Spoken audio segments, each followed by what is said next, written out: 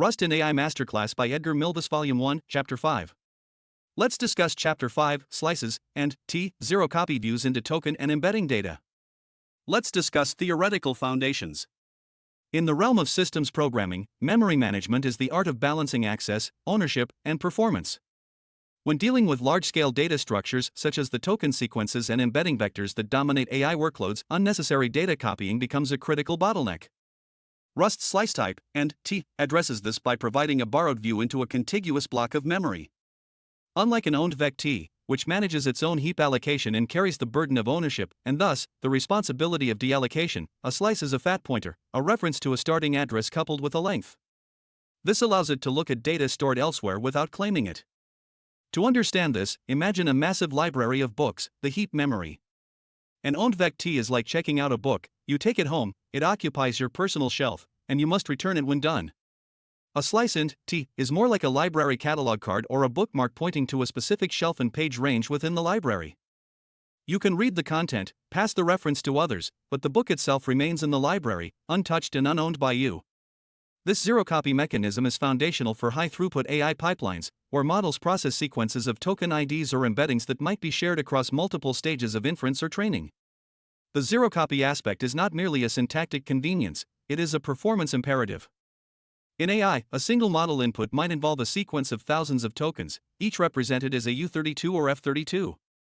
Copying this sequence for every transformation, e.g., tokenization, embedding lookup, attention calculation, would multiply memory bandwidth usage linearly with the number of operations. Slices eliminate this overhead by allowing multiple functions and threads to access the same underlying data concurrently, provided the borrow rules are satisfied. This is enforced at compile time by Rust's borrow checker, which acts as a resource manager. It tracks who can read or write to a memory region and for how long, preventing data races and dangling references. At the hardware level, a slice int, T, is represented as a two-word structure, a pointer to the first element and a count of elements, the length. This is distinct from a raw pointer const T, which lacks bounds information, and from a Vec T, which includes capacity for dynamic growth. The slice's layout ensures that operations like indexing, slice, I, are bounds checked at runtime in debug builds, or optimized away with proofs of safety in release builds, making them as fast as C-style array accesses but with guaranteed safety. Consider the analogy of a resource manager in a multi-threaded server. In Chapter 4, we explored Arc Mutex T as a mechanism for shared ownership with synchronization, akin to a file locking system where multiple clients can read a file simultaneously, but writes require exclusive locks. Slices extend this idea to read-only sharing. They are like read-only file handles. Multiple threads can hold int, T, slices into the same data without locks because immutability prevents races. If mutation is needed, Rust's borrow checker requires a mutable slice in mut, T, which enforces exclusive access similar to upgrading a read lock to a write lock, but at compile time, eliminating runtime overhead. Under the hood, slices rely on Rust's ownership system, which is built on the concept of lifetimes. A lifetime, denoted as A, is a static approximation of a reference's scope. When you create a slice in data, 0n, the compiler infers a lifetime that ties the slice to the original data's validity. This prevents dangling pointers. If the owned data, e.g., a vec, is dropped while a slice still references it, the borrow checker rejects the code. In AI workloads, this is crucial for managing large datasets. For instance, a tokenizer might produce a Vec U32 of token IDs, and an embedding layer might take a and U32 slice to look up vectors. The slice ensures that the embedding layer cannot accidentally modify or free the token sequence, preserving data integrity across pipeline stages. The relationship between slices and owned vectors is hierarchical. A Vec T can be dereferenced to a slice via endvec, or endvec, start end. This coercion is implicit in function arguments, allowing APIs to accept slices while callers pass vectors. However, slices are more general. They can view into arrays, strings, as in SCR, or even other slices. This composability enables efficient windowing operations, essential for processing sequences in chunks, e.g., sliding windows for attention mechanisms in transformers. Now, let's talk about why slices minimize memory duplication in AI workloads. In AI, memory duplication is a silent killer of performance. Large language models, LLMs, operate on tensors and sequences that can span gigabytes. Duplicating a 10,000 token sequence for each layer of a neural network would balloon memory usage from megabytes to gigabytes per inference step. Slices mitigate this by enabling view-based computation, where algorithms operate on subsections of data without copying. An analogy, picture a high-speed assembly line in a factory, the AI pipeline. Raw materials, input data, arrive on a conveyor belt, heap memory. Instead of workers copying materials to their stations, memory duplication, they use transparent overlays, slices, that highlight the relevant sections. This reduces waste and speeds up production. In Rust, this translates to functions like process_embeddings and F32 that take a slice of a large embedding matrix. The matrix might be stored in a single Vec F32 allocated once, and slices partition it into rows or windows for parallel processing. The why becomes evident in throughput metrics. Benchmarking shows that slice-based processing can reduce memory bandwidth by 50 to 80% compared to owned copies in data-heavy tasks. For example, in tokenization, a Vec string of subwords might be converted to a Vec U32 of IDs. Subsequent steps, like creating embeddings, can use end U32 slices to index a static embedding table, another Vec F32. No duplication occurs, the slice merely points to the ID sequence. If the pipeline needs to process multiple sequences in parallel, e.g., batch inference, slices allow sharing the embedding table across threads without synchronization, as long as the table is immutable. Moreover, slices enable efficient splitting and iteration. Methods like split_at, chunks, and windows create new slices that reference subsections of the original data. For instance, slice.chunks 64 yields an iterator over non-overlapping 64-element views, ideal for batching embedding lookups in GPU kernels, via Rust's FFI to CUDA. This is far more efficient than cloning subvectors, which would allocate and deallocate memory for each chunk. Moving on to borrow checker as a resource manager, preventing data races. Rust's borrow checker is the guardian of memory safety, acting like a sophisticated resource manager in an operating system. It enforces the rule that you can have either one mutable reference or multiple immutable references to a piece of data, but not both simultaneously. For slices, this means immutable slices and multiple can coexist, like shared read-only locks. This is perfect for AI inference, where the input data is static, and multiple model layers read it concurrently. Mutable slices and only one can exist at a time, ensuring exclusive write access. This is useful for in-place transformations, such as normalizing embeddings in a slice. Consider a multi-threaded embedding lookup. A main thread owns the Vec F32 embedding table, and worker threads take and F32 slices for parallel lookups. The borrow checker verifies that no worker holds a mutable reference while others hold immutable ones, preventing data races at compile time. This contrasts with manual locking in languages like C++, where std a vector with std shared_mutex incurs runtime overhead and potential deadlocks. In the context of Chapter 4's arc mutex T, slices offer a complementary pattern. For read-heavy workloads, arc Vec T with end slices avoids mutex contention entirely. The arc provides shared ownership across threads, while slices provide lightweight access. For example, a shared dataset arc Vec token sequence can be sliced per thread without cloning the sequences. Moving on to visualizing slice relationships and lifetimes. To illustrate the interplay between owned data, slices, and lifetimes, consider a pipeline where a Vec U32 token sequence is sliced for embedding lookup. The diagram below shows the memory relationships. The owned vector holds the allocation, slices reference subsections, and lifetimes ensure validity. The diagram illustrates how an owned Vec U32 holds the heap allocation, with immutable slices referencing subsections of that memory, while Rust's lifetime annotations ensure these references remain valid throughout the embedding lookup pipeline. In this graph, the Vec U32 is the root owner, with slices branching off as non-owning views. The lifetimes of the slices are tied to the Vec scope. If the Vec is dropped, all slices become invalid. This visualizes how slices enable partitioning without duplication, with the borrow checker ensuring no slice outlives its source. Turning our attention to advanced patterns, slicing for high-throughput pipelines. For AI workloads, slices shine in iterative processing. The iter method on slices yields references to elements, allowing zero-copy traversal. In a transformer model, the self-attention mechanism might take a and F32 slice of query vectors and compute dot products with key slices. Using slice.windows, K creates overlapping views for kernel-based operations, mimicking the sliding window attention in models like Longformer. Another key pattern is slice splitting for batching. In large-scale inference, inputs are often padded and batched. A and U32 slice of token IDs can be split into fixed-size chunks with chunks_exact, batch_size, each chunk passed to a parallel executor.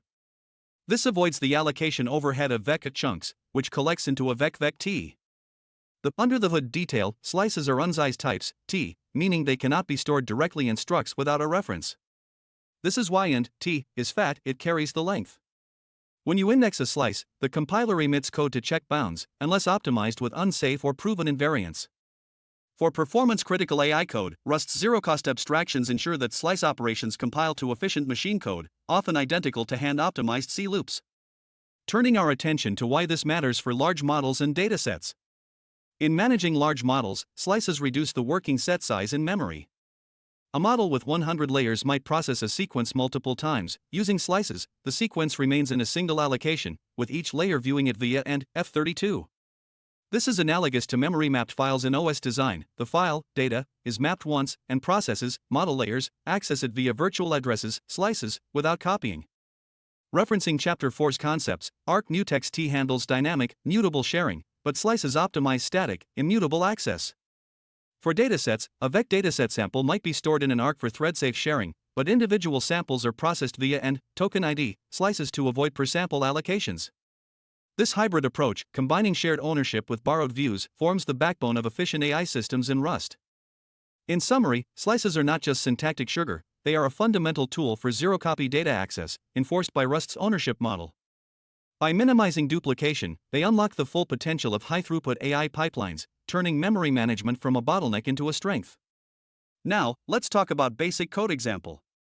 Notice how we import std_time instant at line 6 and define the token batch struct from lines 8 to 13. This struct is the architectural cornerstone, owning a Vec U32 buffer to simulate raw token data. We choose Vec U32 because it provides contiguous memory, essential for zero-copy slicing. If we used a linked list or a non-contiguous structure, we couldn't create efficient slices. This design choice directly impacts performance. Owning the buffer allows us to create immutable views, slices, without copying, which is critical for high-throughput inference pipelines where memory bandwidth is a bottleneck. In production, this means lower latency when processing large datasets, as we avoid the overhead of cloning data for each window. Look at lines 15 to 21 where we implement the token batch constructor. The new function creates a Vec U32 filled with sequential IDs, simulating data loading from a network or disk. This is a common pattern for benchmarking, but in a real scenario, you'd populate the buffer from an external source. The key implication here is that the buffer is owned by the struct, meaning it lives as long as the struct instance. This ownership model is fundamental to Rust's memory safety. It prevents dangling pointers when we later create slices. If we didn't own the data, we'd risk lifetime issues, which could lead to crashes in a multi-threaded inference server. We use collect for simplicity, but in production, you might use a custom allocator for large datasets to reduce fragmentation. From lines 23 to 43, we see the core zero-copy operation, get_window. This method returns an option and U32, a slice that borrows from the existing buffer. Notice the bounds check at line 36. This is crucial for safety. Without it, we could access invalid memory, leading to undefined behavior. The slice creation at line 39 is O1 and involves no memory copying, which is why this pattern is efficient for sliding windows in transformer models. Compare this to cloning the data. If we returned a Vec U32, each window would allocate new memory, doubling or tripling memory usage for overlapping windows. In a Kubernetes deployment, this zero-copy approach reduces memory pressure, allowing more concurrent inference requests. The option return type gracefully handles invalid ranges, which is a best practice for robust APIs. At lines 45 to 56, we define process_tokens, which accepts a slice in U32 instead of owning the data.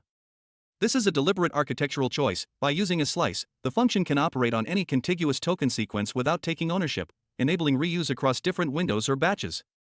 Notice the placeholder sum operation. This simulates real work like embedding lookups. If we passed a Vec U32 instead, the function would need to own the data, forcing unnecessary copies and increasing memory allocation. This design connects to the broader pipeline. Slices allow functions to be composable, meaning you can chain processing steps without data duplication.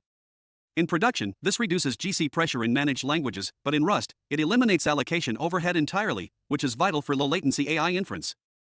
In the main function from lines 58 to 70, we set up a large dataset of 10,000 tokens and create a token batch instance. This simulates a real-world scenario where a request contains a long text sequence for inference. The choice of 10,000 tokens is arbitrary but highlights scalability. Our zero-copy design handles large buffers efficiently. At line 70, we start timing the operation, which is a best practice for performance benchmarking. Notice that we don't allocate new memory here. The batch owns the buffer, and will process it via slices. If we used a different architecture, like processing each token individually, we'd incur function call overhead and cache misses.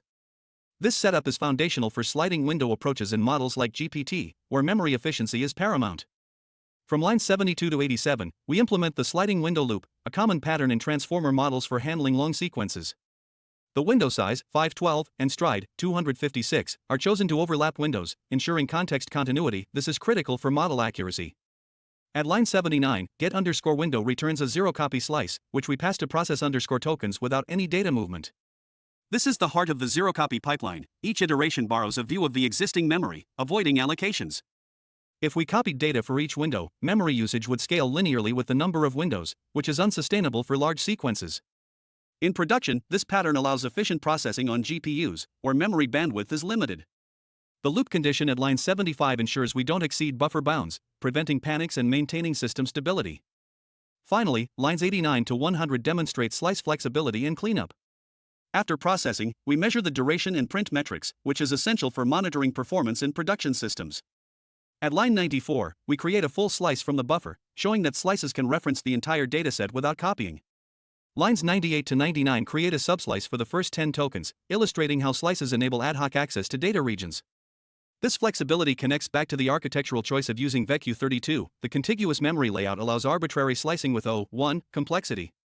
If the data were non-contiguous, slicing would be expensive or impossible. In a real deployment, this means you can quickly inspect or debug subsets of data without disrupting the pipeline. Remember, without zero-copy slices, each operation would require memory allocation, leading to fragmentation and reduced throughput in high-load scenarios. By scanning this code, you go on the details on leanpub.com. By scanning this code, you go on the details on amazon.com. This code bring you to the source code repo on github.com. Thank you for your attention. This lesson is excerpted from Volume 1, Chapter 5 of the Rust and AI Masterclass ebook series and from the volume Advanced Memory Patterns for AI. You can find all the details here, https://github.com/edgarmilvis/rustai programming series. The ebook also includes 20 chapters with diagrams, advanced examples, and 5 exercises with solutions. I look forward to seeing you in the next lesson.